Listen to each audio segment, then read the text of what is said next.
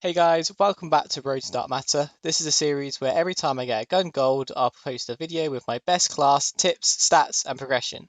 Hopefully some of you guys might find these videos useful, so without further ado, let's get into episode 6. This episode is all about the Milano 821. It was one of the best guns in the beta/alpha and is still a top tier gun after release. It's a second submachine gun you unlock, which makes it a good choice at those early levels. At the time of recording this episode, it is the release day of Season 1, and with the update, this gun got a bit of a buff with its effective damage range, which makes this gun even better than it was before. With the right attachments, this gun shreds people, and would definitely recommend it. Now, for the best class setup and attachments. Right, so here is the class setup I use for the Milano. I have obviously the Milano as the primary gun. I run a launcher as a secondary, mostly for destroying streaks and being kind of a team player. I also need to get this gun gold, and I need to get double kills for that. So I just have it on there just in case I get the opportunity. For the tactical, I run Stim Shot. This was recently nerfed in today's update, and it takes longer to fully heal, I believe. I haven't really tried it out yet, so I'm still running that because that's what was on before the update. For the lethal, I run the Tomahawk. It's just so satisfying, just throwing it and hitting someone. Like if you just run, slide, and throw it into like, a Newtown window and just get killed, it just feels a lot better than using all the rest of the ones there. Um, for the field upgrade, I'm using the field mic. That also got a nerf today. With the fact I think people who crouch don't appear on this, so just be careful of that. But people running around will still appear on it. For perks, I use wildcard perk greed to allow me to have 6 perks, one extra from each category. So I have Flak Jacket and Tactical Mask as my perk ones. Flak Jacket got a nerf today, but in my opinion, it's still worth having on just to take that explosive damage from grenades because everyone seems to be throwing them. And I play a lot of domination, so they just throw out an objective, so it's nice to have. For the perk 2s, I have Scavenger and Quartermaster. Scavenger just allows me to go on longer streaks, and Quartermaster just allows me to replenish my stim shots, which is quite handy and can save you a couple of times in a life, which is what you need for going on those long streaks. Uh, for perk 3s, I run Ghost and Ninja. Ghost to appear off the map, which is great. Ninja also got a nerf today. I think it no longer makes you disappear on field mics. I think that's now moved to Spycraft. Let me just look at that. Yeah, so it says field mics in that. So if you run this, you still fully appear on a field mic, so keep that in mind. But I just like being quiet and other people can't hear my footsteps, which is exactly what I need. So let's get on to the attachments. So I don't run an optic on the Milano, but I do run a muzzle. I have the SOCOM Eliminator. This helps with the vertical recoil and the muzzle flash concealment. This gun does have a lot of kick going upwards, so having that attachment does help with that. And when you're shooting your bullets, the flash that comes from the gun, that's less when you run this attachment. For the barrel, I have the 10.6-inch Task Force. This increases the damage range, and bullet velocity.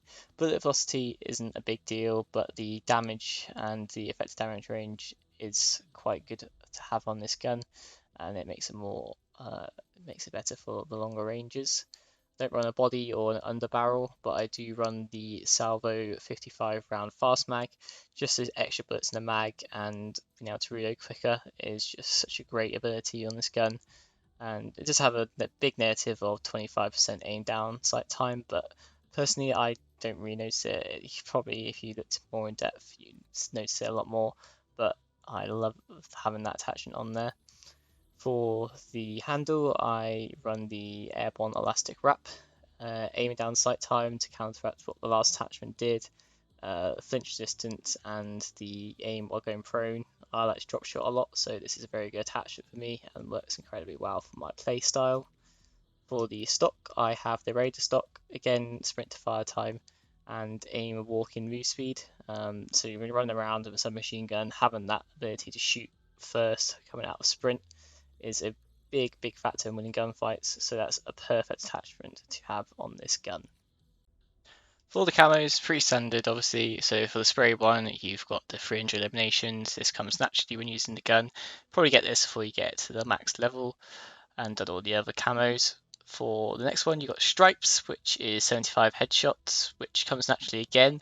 But my tip for this, as always, is if you're coming up behind someone, take the time to aim for the head rather than just shoot them in the back. You may occasionally get turned on if you miss your shots, but just getting the extra headshot will help towards getting this challenge if you are struggling with this. For Classic, you've got 5 kills without dying 20 times. So this comes naturally to me because I'd like to go on long streaks, but you can do multiple ones in one life. So if you go on a 10 kill streak and you get all 10 kills with the gun, that will count towards 2 of these. But if you're struggling with these, if you notice you're on like a 3 to 4 kill streak, sit back just a little bit, just try pick off one person to get that 5, and then carry on doing what you were playing, how you were playing before. Geometric, you need 50 long shots. This was quite hard, especially with the submachine guns. So I went into hardcore, I think it was Nuketown, and sat back a little bit, and it was like 1 to 2 bullets for long shot kills. Just did pretty much all my long shots in hardcore. It's so much easier because in core modes, if people are running ARs, they're just going to beam you before you can kill them. Flora, you need 75 kills detected, stunned, or blinded by your score streaks. Equipment or field upgrades. So the field mic is going to come in handy with this. Placing it down in maybe Nuketown covers pretty much the whole entire building. And if you're sat in the building and people are rushing you, which most of the time they are, you can pick off some people and get some towards this. Obviously, running UAVs will help. And if you are struggling with this, put a stun on your class or flashbang and throw it at people before you kill them. If you come behind them, throw it on the floor, stun them and shoot them. That will help get this challenge done. Next one is 75 enemies at point blank range. This one I had to kind of focus on. It wasn't something that came naturally. You get the occasional point blank kill, but most of the time when flanking people, I just went straight behind them and shot them in the head. Basically, you have to be like right next to them to get this done. So you can kill 2 birds with 1 stone because you need 75 headshots, 75 kills point range. If you get it, just walk behind someone and shoot them in the head, point blank range, get 2 of those done, it's 1 kill. So Bliss, you need to kill 2 or more enemies rapidly 25 times. Nice and simple. If you're playing smaller maps, you get this done within maybe a couple of games, 3 to 4 maybe. It's just quite an easy last one to do, which is quite nice. Normally the last ones are the hardest. But obviously that unlocks gold, and then diamond looks incredible in this game. I think one of the best camos, probably better than dark matter to be honest with you. For the stats portion of the video, as you can see, I'm level 1. It's the start of the season 1 today, so my level's been reset. Obviously I'm prestige 3 level 1, but that's just the way it starts. Combat record, multiplayer, as you can see, I've played 2 days, 12 hours, 58 minutes, a lot of time. Total games 479, a 1.46 win to loss ratio, which is higher than last game, and actually finally on a 1 win streak, yay! My KD has actually gone up as well. I think it was 1.49 last time, but that's because I was doing the rocket launcher. So now I'm using normal guns, it's gone up. For eliminations, I've got 13,165, which is quite a lot again. Score per minute, 581. I think that's pretty decent, to be honest with you. I've been trying to play a lot of objectives and shooting down score streaks, so that's probably affected to that. Eliminations on average, I get about 27, which again is pretty good.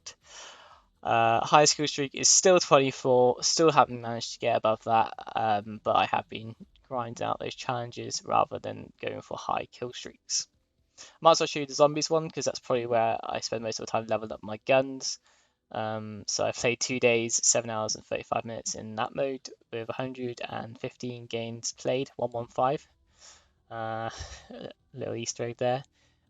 Elevations 86,760. Still a long way to get in the Dark Ops challenge for 1 million kills. But But as you can see, 34,055 eliminations with the ray gun, 6,000 with the spaz. That's currently what I'm getting. Gold Viper, what it's called, to start the Dark Ether grind, an RPG because I leveled that up. So for the challenges part of the video, I think I've increased some of them, but I've got 63% done in Korea, 67% in Battle Hardened, and still no extra Dark Ops challenges in multiplayer. As you can see, 100% in Boot Camp, 33% Field Specialist, 67% Elite Operator, Countermeasures 50%, and Grizzled Veteran 67%. I think this is the one that's gone up, so I've got 100% in return fire, 67% in precision, 33% humiliation, going ham I've got 33%, and killer I've got 100%.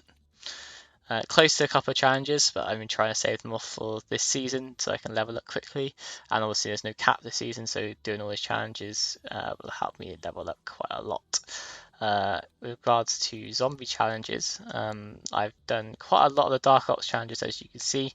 Only missing 3, 2 Dead Ops Arcade ones, and get 1 million zombies kills. Dead Ops Arcade is going to be a bit harder. If you want me to make a video on that, I will. Just let me know in the comments down below. But I've got 56% done in Korea and 30% done in Battle Hardened. So not as much as multiplayer, but done a lot of the Dark Ops challenges in there. Hopefully you guys have enjoyed this video and found it useful. If you did, smash the like button and subscribe for more content like this. We'll see you in the next one. Goodbye.